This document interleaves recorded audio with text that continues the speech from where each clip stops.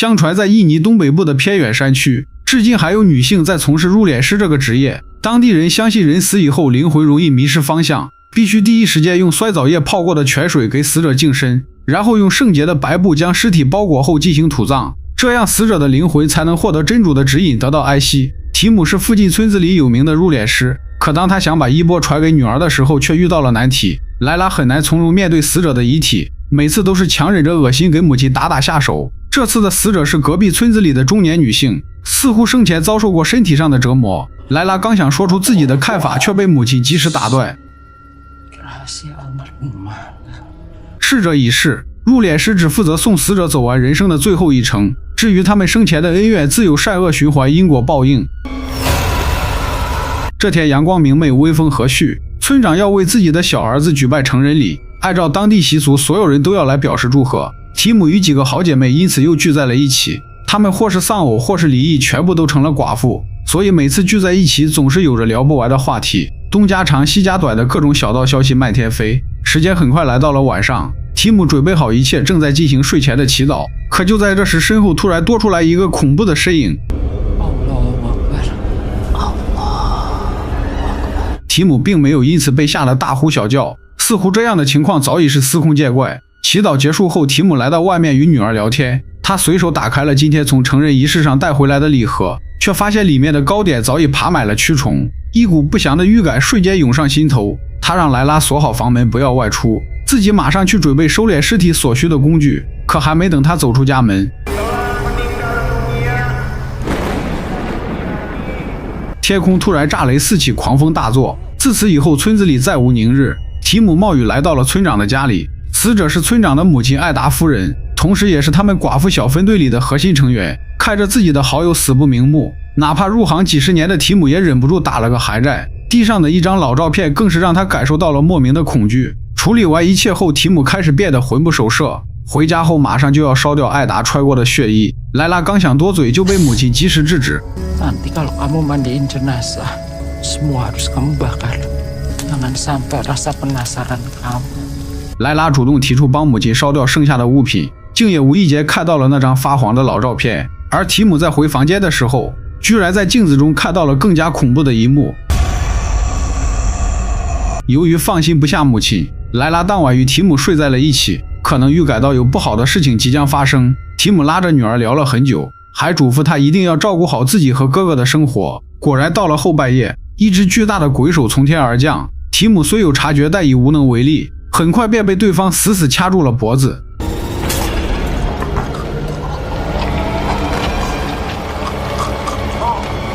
莱拉半夜醒来，发现了母亲的尸体，悲痛的嘶吼声顿时划破了死一般寂静的夜晚。听到动静的大儿子里夫跑进房间，却也被这突如其来的一幕吓得瘫软在地。村里人很快便得知了提姆过世的消息，第二天早上纷纷过来表示悼念，每个人的脸上都挂满了无尽的哀伤。但有一个人显得特别与众不同，女孩瑞卡刚刚搬来村子不久，最近还跟莱拉的哥哥黏在了一起，在她的脸上看不到任何悲伤的表情，反而给人一种暗暗窃喜的感觉。招呼完过来悼念的左邻右舍，莱拉这才麻木地穿上工作服，准备为母亲清洗身体。可令她没有想到的是，母亲的双眼怒目圆睁，似乎还有什么未了的心愿没有完成。莱拉只能强忍着泪水让母亲安息。这时提姆的灵魂突然出现，他紧紧握住莱拉颤抖的双手，陪着女儿一起迈出了最艰难的一步。莱拉或许永远也不会想到，她独立完成的第一份工作，死者竟然是自己的亲生母亲。可就在清理口腔的时候，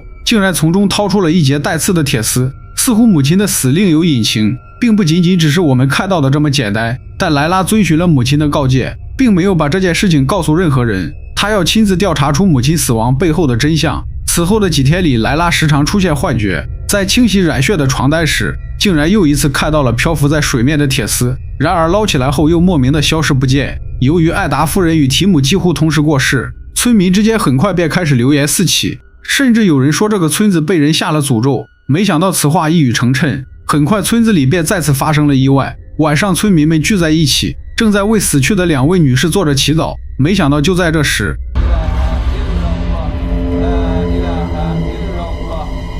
特里夫人突然听到身后有人窃窃私语，可转过头去却没有看到任何人的身影。不料她刚转头回来，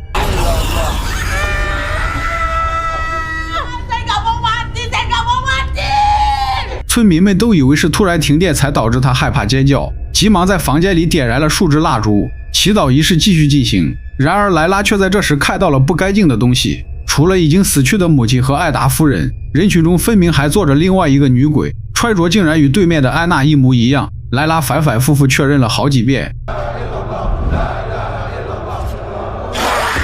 里夫虽然不知道发生了什么，但看到妹妹瑟瑟发抖的样子，还是急忙上前安抚。仪式结束，回到家里，莱拉竟然在母亲的房间看到了一个正在坐着祈祷的熟悉身影。她不可置信地慢慢靠近，想要触碰的瞬间，对方竟又凭空消失。还没等她搞清楚眼前的状况，莱拉却又突然踩到了一截铁丝，与母亲口中发现的铁丝极为相似。莱拉拔掉铁丝，想要仔细观察。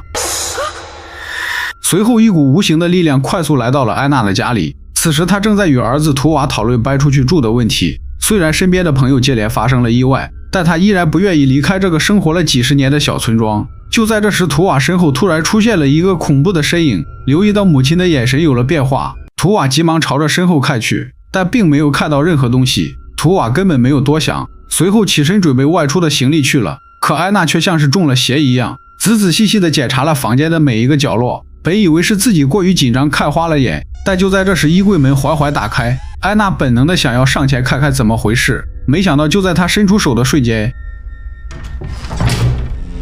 还没等她做出任何反应，柜门又以极快的速度自行打开。安娜好奇地凑上前想要一探究竟，突然图瓦听到响动后过来查看，却只看到母亲在不停地口吐鲜血。他想冲进房间救出母亲，不料房门却在此时突然关闭。片刻之后，图瓦终于打开了房门，可母亲早已倒在血泊之中，没有了呼吸。村民们很快得知了安娜去世的消息，小镇的警长也闻讯赶到，他怀疑这是一起连环杀人案，想要请求死者家属配合验尸，但没想到却被图瓦一口回绝。母亲发生意外时，他全程在场，所有的迹象都表明绝不可能是人为谋杀。村长请莱拉过去给尸体沐浴，可敲了很久的房门始终无人应答，村长只能求助里夫进去看看什么情况，毕竟死者为大，不管莱拉多么不情愿，都要第一时间前往死者家里为其沐浴收敛。莱拉却表示自己非常害怕，随后便毫不犹豫将哥哥推出了房间。他并不是害怕单独面对死去的尸体，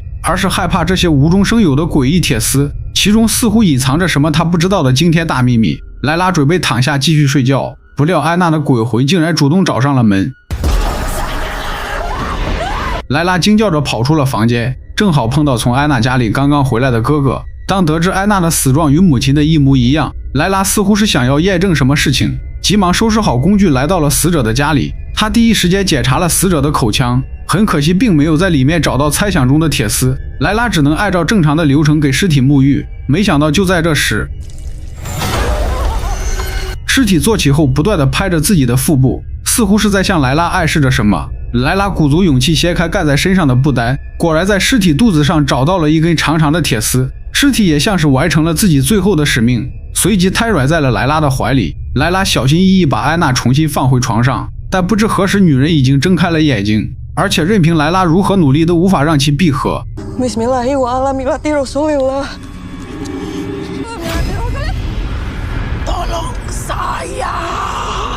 等莱拉从惊恐之中反应过来，身边的一切又都恢复了正常。办完母亲的葬礼后，图瓦准备搬离小村庄开始新的生活。作为好友的莱拉过来送别，图瓦无意间提到了母亲临死前似乎一直在喊着努尔这个名字。莱拉好奇努尔是谁，图瓦直接翻出一本旧相册指给他看。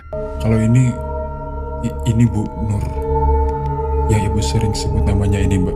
几个女人曾经是关系很好的朋友，后来不知道发生了什么事，努尔在他们很小的时候就离开了村子。据说这件事还跟几个女人的丈夫有关。趁图瓦不注意，莱拉偷偷把照片藏了起来，似乎照片里隐藏着母亲死亡的真相。莱拉回去的路上碰巧遇到了特里夫人，她觉得几位好友的死绝非偶然，每个人都是毫无征兆的吐血而亡。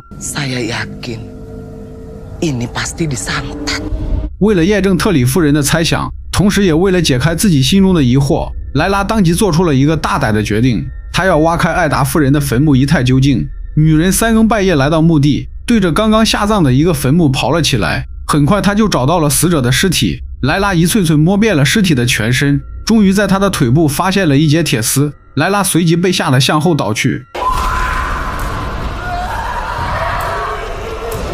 下一秒尸体有了动静，一跳一跳的向着莱拉不断靠拢。女人凭借着强大的毅力爬出了坟墓，头也不回地跑向了家里。为了调查清楚努尔身上到底发生了什么，莱拉拿着照片找到了图蒂夫人。女人看上去非常生气，只说努尔曾经破坏了很多人的婚姻，其中还包括莱拉的父母。不料话刚说完，图蒂夫人就仿佛看到了什么可怕的东西，紧接着便蹲在地上用力撕扯起了自己的脸皮。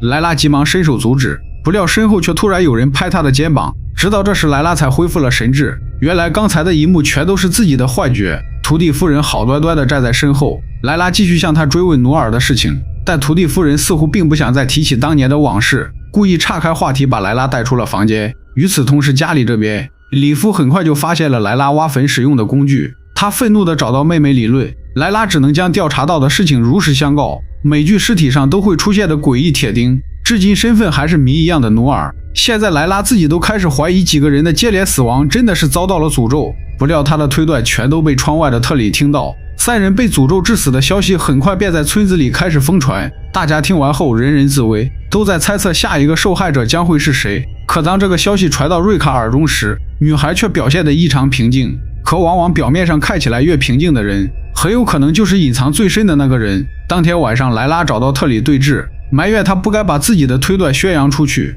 就在这时，警长恰好赶到，主动向莱拉讲起了关于努尔的事情。女人10几年前确实在村子里住过一段时间，身边还有个年龄与莱拉相仿的女儿。很可惜，从村子搬出去不久后，努尔就死在了外地。警长临走前还不忘叮嘱莱拉，村子里再发生意外一定要及时通知自己。警长走完，莱拉本想继续找特里争论，不料女人像是中邪了一样发出怪叫。女人被努尔的鬼魂附身。